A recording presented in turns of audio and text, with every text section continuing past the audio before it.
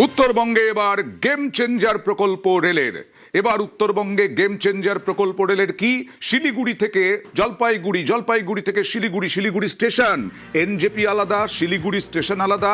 সেই জলপাইগুড়ি থেকে শিলিগুড়ি একেবারে শক্তিশালী করায় নজর যোগাযোগ। এই শিলিগুড়ি নিউ টাউন পর্যন্ত ডাবল লাইন।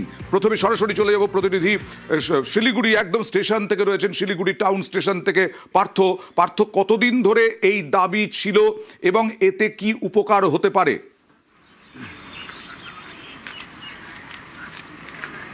দেখো, এই দাবি কিন্তু বহু পুরনো দাবি, বেশ কয়েকটি বছর কেটে গেছে, কিন্তু কখনো যখন বিভিন্ন সংগঠন থেকে, বিভিন্ন রাজনৈতিক দল থেকে কিন্তু এই দাবি রেলের কাছে তুলে দেওয়া হয়, কিন্তু দীর্ঘদিন ধরে এই দাবি কিন্তু একেবারে কিন্তু আটকে রাখা হয়েছিল, ফাইলবন্দি ছিল। অবশেষে কিন্তু আজ রেলমন্ত্রী তিনি রাজ্যের মুখ্যমন্ত্রী শুভেন্দু অধিকারীকে চিঠি দিয়ে জানিয়ে দিয়েছেন যে নিউ জলপাইগুড়ি স্টেশন অর্থাৎ উত্তর পূর্ব ভারতের যে রেলপথের করিডর এনজিপি স্টেশন, সেই এনজিপি স্টেশন থেকে প্রথম পর্যায়ে শিলিগুড়ি টাউন স্টেশনে শিলিগুড়ি জংশন পর্যন্ত যে দূরত্ব রয়েছে, সেখানে কিন্তু যে সিঙ্গেল লাইন ছিল তার ডাবল লাইনে রূপান্তরিত করা হবে। এতে কী সুবিধা হবে?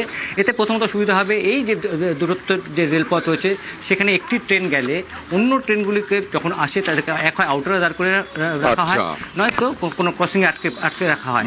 তাতে একদিকে যেমন সময় বেশি লাগে এবং দুর্ভোগ বাড়ে। স্বাভাবিকভাবেই উত্তর পূর্বে ভারতের যে অন্য রাজ্যগুলিতে তার সঙ্গে দেশের অন্য অংশের রেলপথের যোগাযোগের কিন্তু একটা নতুন মাত্রা পাবে। প্রথম পর্যায়ে এনজিপি স্টেশন থেকে ভায়া শিলিগুড়ি টাউন জংশন পর্যন্ত এই কাজ ডাবল লাইনিংয়ের কাজ হবে। পরবর্তীতে যেটা আমরা জানতে পারছি যে শিলিগুড়ি টাউন শিলিগুড়ি জংশন থেকে যে রেলপথটি গেছে ডুয়ার্সে, সেখানেও ডাবল লাইন করা হবে।